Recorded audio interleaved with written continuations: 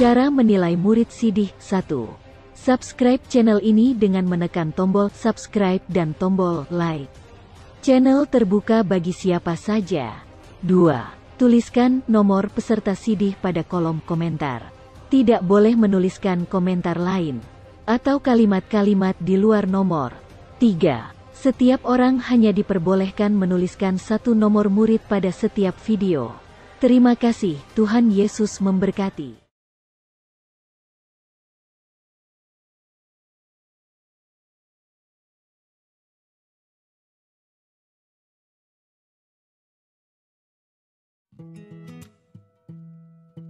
Shalom, saya Haikal Bisarga Manurung dari Sidih Kelas C. Di storytelling kali ini, saya akan membawa tokoh bernama Ayub. Siapa Ayub itu? Dalam Yakobus 5 ayat 11 tertulis, "Sesungguhnya kami menyebut mereka berbahagia, yaitu mereka yang telah bertekun. Kamu telah mendengar tentang keturunan Ayub, dan kamu telah tahu apa yang pada akhirnya disediakan Tuhan baginya, karena Tuhan Maha Penyayang dan penuh belas kasihan." Jadi, di negeri Uz, hiduplah seorang yang bernama Ayub, orang yang baik hatinya, tulus, dan dermawan. Ayub memiliki banyak sekali anak. Karena kebaikannya hatinya tersebut, ia suka membantu, seperti membantu orang miskin, orang yang punya masalah, wanita yang tidak mempunyai suami, dan anak-anak yang sudah tidak punya orang tua. Dia adalah orang yang tidak mempunyai masalah, dan setan memperhatikan dia, tetapi Ayub tidak mengetahui kalau setan memperhatikan dia. Tuhan berkata kepada setan, "Setan, lihat Ayub, orang yang tidak punya masalah di dalam hidupnya. Tidak ada manusia di bumi ini yang seperti dia." Balas setan, "Tentu saja, engkau memberikan dia tanah, memberikan dia kekayaan, memberikan dia harta, dan memberikan dia hewan ternak. Coba engkau ambil daripadanya." Tuhan menjawab, "Kamu boleh menguji Ayub, tetapi tidak boleh membunuhnya." Karena Tuhan yakin Ayub akan tetap setia kepada Tuhan. Setelah kejadian tersebut, setan menguji Ayub. Yang pertama, semua sapi dan keledai Ayub dicuri oleh orang Sheba. Lalu semua dombanya dibakar habis. Yang kedua, untanya Ayub dicuri oleh orang Kaldea, dan penjaga-penjaga binatangnya itu dibunuh. Yang ketiga, anak-anak Ayub meninggal saat berpesta karena tempat yang dihuninya rubuh. Yang keempat, tubuh Ayub terkena penyakit kulit seperti bisul.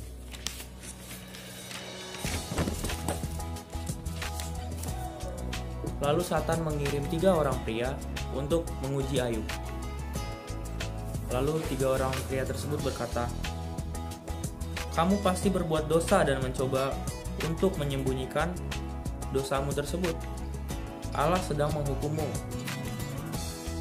Ayub berkata, "Tapi aku tidak berbuat dosa sekalipun." Ayub berpikir Tuhan yang menyebabkan segalanya. Ayub berkata, Tuhan tidak adil kepadanya. Seorang anak muda bernama Elihu mendengar pembicaraan mereka. Elihu berkata kepada mereka, "Tuhan kita hebat.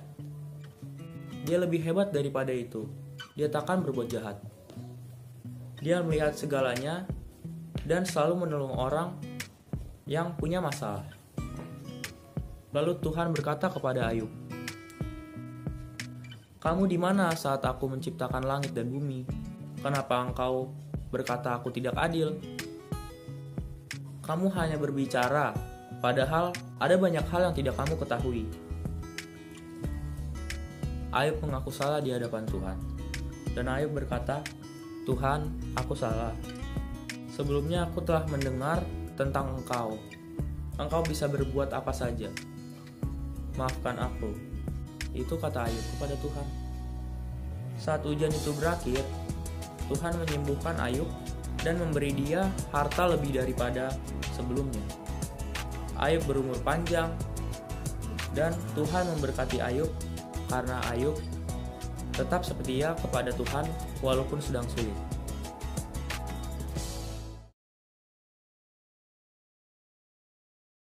Shalom Mamang Inang, nama saya Jonathan Jose, seri pelajar CD kelas A. Di sini saya akan menceritakan satu tokoh Alkitab yang bernama Raja Yehuda. Nah, Raja Hizkia menjadi Raja Yehuda. Ia patuh kepada Tuhan. Hizkia membantu orang-orang mengingat janji-janji mereka kepada Allah dan Tuhan memberkati mereka. Pada suatu hari, orang Asyur berbaris menuju Yerusalem. Umat Allah lalu membangun tembok-tembok kota yang lebih kuat. Hizkia mendengar kata-kata orang tersebut. Jangan takut, Allah beserta kita. Umat Allah memperhatikan dari atas tembok ketika pasukan musuh mengelilingi kota. Kemudian kapten musuh berteriak, "Jangan dengarkan Hizkia, Allahmu tidak dapat menyelamatkan kamu." Hizkia mengatakan kepada orang-orangnya, "Jangan tanggapi kata-kata mereka." Orang-orang itu diam. Kemudian Hizkia pergi menuju ke Bait Allah untuk berdoa. Hizkia memanggil Nabi Yesaya.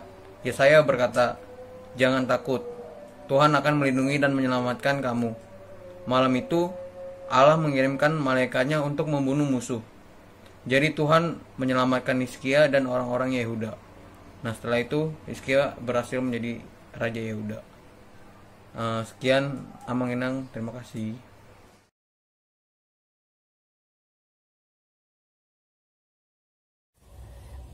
Shalom, nama saya Joshua Lutsadana Sitorus dari kelas C. Saya ingin menceritakan kisah tentang Daniel. Daniel adalah seorang pejabat tertinggi di suatu kerajaan, yaitu kerajaan Darius. Ia sangat baik, setia, dan suka berdoa. Karena itu, Raja Darius merencanakan untuk menjadikan dia sebagai pejabat tertinggi di kerajaannya. Tetapi para pejabat tinggi lainnya tidak suka dengan Daniel dan membuat rencana jahat kepada Daniel. Para pejabat tinggi lainnya membujuk Raja Darius untuk menghukum orang yang tidak menyembah raja. Pada Daniel sedang menyembah Tuhan, pejabat itu melaporkannya kepada Raja Darius. Dan Raja Darius sangat sedih karena ia harus menghukum Daniel, orang yang dikasihinya. Daniel dimasukkan ke dalam gua singa dan Raja Darius berkata kepada Tuhan agar Daniel diselamatkan. Dan di dalam gua Daniel hanya bisa berdoa. Tiba-tiba Tuhan mengirimkan malaikat untuk menutup semua mulut singa.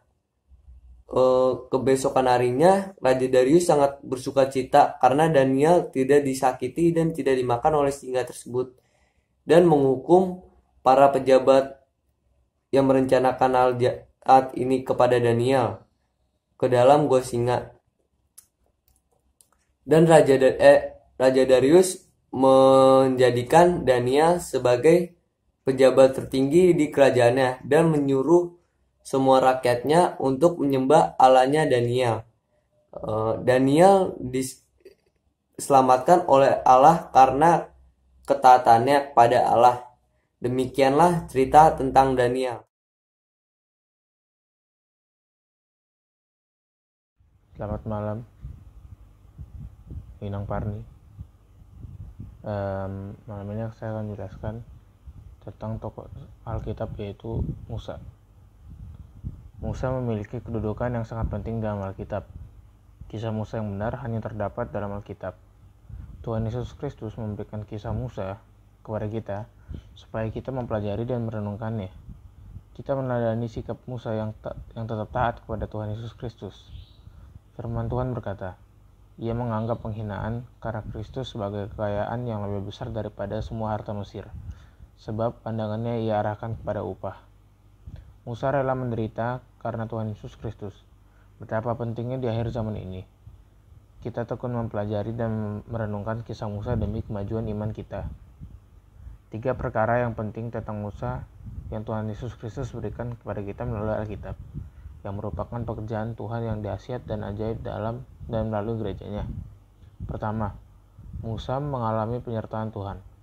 Bangsa Israel mengalami perbudakan yang sangat berat di negeri Mesir, dan itu adalah penggenapan firman Tuhan yang Tuhan sampaikan kepada Abraham, nenek moyang bangsa Israel, dalam Kejadian 15.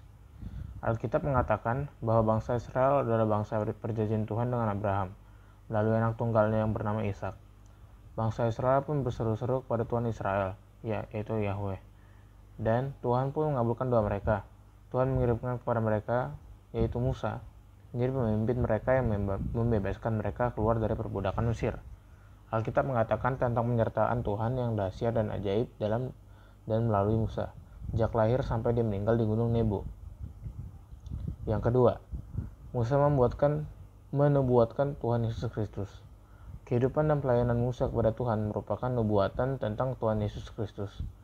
Firman Tuhan yang dia tulis dalam Roh Kudus berisikan nubuatan tentang Tuhan Yesus Kristus, yaitu kitab Kejadian sampai dengan kitab Ulangan. Selama kepemimpinannya atas bangsa Israel selama 40 tahun, Musa senantiasa mengajarkan firman Tuhan kepada bangsa Israel bahwa melalui merekalah Tuhan Yahweh mengutus putranya yang tunggal, Tuhan Yesus Kristus, turun ke dunia dan menjadi manusia, mati disalib menjadi korban keselamatan yang kudus dan kekal, dan bangkit dari kematian selama-lamanya, mengaruniakan anugerah keselamatan kepada setiap orang yang percaya kepadanya. Yang ketiga, Musa melayani Tuhan Yesus Kristus. Musa melayani Tuhan Yesus Kristus. Firman Tuhan berkata, lalu berfirmanlah ia, dengarlah firmanku ini. Jika di antara kamu ada seorang nabi, maka aku, Tuhan menyatakan diriku kepadanya dalam penglihatan. Aku berbicara dengan dia dalam mimpi. Bukan demikian hamba-Ku Musa, seorang yang setia dalam segenap rumahku, berhadap-hadapan aku berbicara dengan dia, terus terang, bukan dengan teka-teki, dan ingin memandang rupa Tuhan. Mengapakah kamu tidak takut mengatai hamba-Ku Musa? Pelayanan Musa adalah menyampaikan firman Tuhan yang menubuatkan Tuhan Yesus Kristus datang ke dunia dan mati tersalib menjadi korban keselamatan yang kudus dan kekal, dan bangkit dari kematian hidup selama-lamanya, mengaruniakan anugerah keselamatan yang kekal kepada setiap orang yang percaya kepadanya. Firman Tuhan berkata, kira-kira 8 hari sesudah segala pengajaran itu, Yesus membawa Petrus, Yohanes, dan Yakobus lalu naik ke atas gunung untuk berdoa. Ketika ia sedang berdoa, rupa wajahnya berubah dan pakaiannya menjadi putih berkilau-kilauan. Dan tampaklah 2 orang berbicara kepada dia, yaitu Musa dan Elia. Keduanya menampakkan diri dalam kemuliaan dan berbicara tentang tujuan kepergiannya yang akan digenapinya di Yerusalem. Lukas 9:8-31. Musa dan Elia memiliki persekutuan yang kudus dan kekal dengan Tuhan Yesus Kristus. Dan puncak pelayanan Musa adalah, dan mereka menyanyikan nyanyian Musa, hamba Tuhan, dan nyanyian anak domba, bunyinya, besar dan ajaib segala pekerjaanmu, ya Tuhan, Bapa yang Maha Kuasa. Adil dan benar segala jalanmu, ya Raja segala bangsa. Wahyu 15:3. Bersama-sama semua penghuni kerajaan surga, Musa menyanyikan lagu pujian dan penyembahan kepada Tuhan Yesus Kristus lama-lamanya. Inilah catatan singkat tentang Musa. Tujuan dari penjelasan saya pada saat ini adalah untuk mengajak kita semua tetap percaya dan taat kepada Tuhan Yesus Kristus. Semoga Tuhan Yesus Kristus memberkati kita. Amin.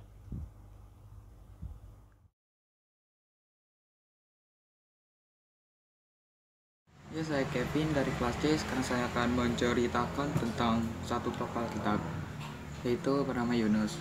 Yunus adalah Nabi Yehuwa. Tidak beberapa lama setelah Nabi Elisa mati, Yehuwa berkata kepada Yunus, pergilah ke kota Niniwe yang besar itu. Kejahatan orang yang tinggal di situ sangat besar, dan aku ingin supaya kau berbicara kepada mereka tentang hal itu.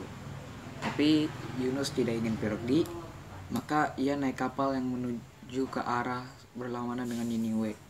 Yehua tidak senang melihat Yunus melarikan diri, maka ia mendatangkan angin badai yang besar begitu hebat sampai kapal itu hampir tenggelam. Para pelaut itu sangat ketakutan dan mereka berseru minta tolong kepada ilah-ilah mereka. Akhirnya Yunus berkata kepada mereka, "Saya beribadat kepada Yehua, Allah yang menciptakan langit dan bumi, dan saya melarikan diri supaya tidak melakukan apa yang Yehua suruh untuk saya lakukan." Maka para pelaut itu bertanya, "Apa yang harus kami lakukan atas dirimu supaya badai ini bisa berhenti?" Yunus pun berkata, "Campakkan aku ke laut, maka laut itu akan tenang." Para pelaut itu tidak ingin berbuat demikian, tapi karena badai itu semakin memburuk, akhirnya mereka melemparkan Yunus keluar kapal, dan badai itu pun langsung berhenti, dan laut tenang kembali. Ketika Yunus tenggelam ke dalam air, ikan besar menelannya, tapi ia tidak mati. Selama 3 hari dan 3 malam, ia berada dalam perut ikan itu, dan Yunus sangat menyesal karena ia tidak menaati Yehua dan tidak pergi ke Niniwe. Dan Yunus berdoa minta pertolongan kepada Yehua. Kemudian Yehua menyuruh ikan itu memuntahkan Yunus ke darat. Setelah itu Yunus pun taat dan pergi ke Niniwe untuk memberitahu kepada orang Niniwe untuk bertobat. Ya, sekian dari saya. Makasih.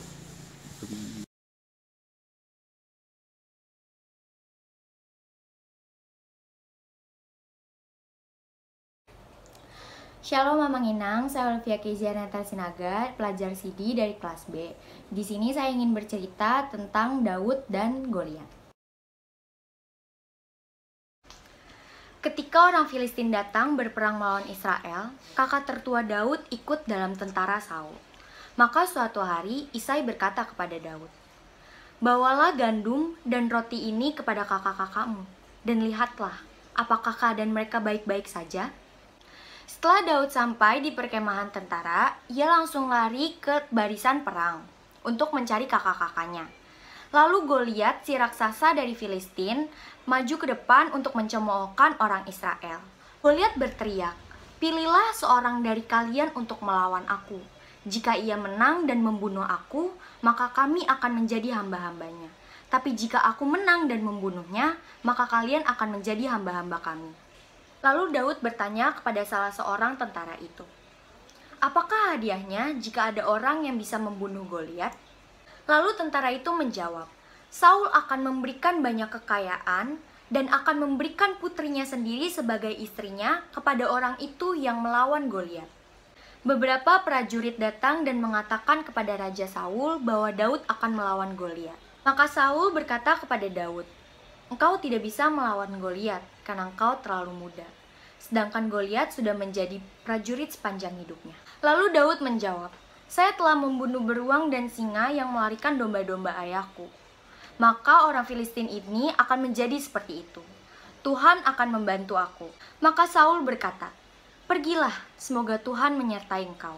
Daud pergi mengambil 5 batu yang licin dari sungai dan menaruhnya ke dalam kantong yang dibawanya. Kemudian ia mengambil ketapelnya dan maju menemui Goliat. Ketika Goliat melihat Daud, Goliat tidak menyangka bahwa Daud yang akan melawannya. Lalu Goliat berkata, "Coba datang kemari, maka akan kuberikan daging-dagingmu kepada binatang yang ada di padang." Daud pun berkata, "Kau mendatangi aku dengan pedang, tombak, dan lembing. Tapi aku datang menemui engkau dengan nama Tuhan. Hari ini juga Tuhan akan menyerahkan nyawamu ke dalam tanganku, dan aku akan mengalahkan kamu." Diambilnya sebuah batu dilemparkan, Goliat mati, puji nama Tuhan.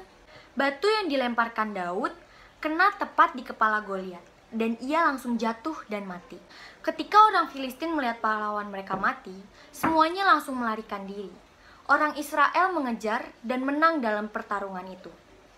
Sekian cerita yang telah saya sampaikan. Semoga cerita ini menjadi berkat untuk kita semua. Terima kasih.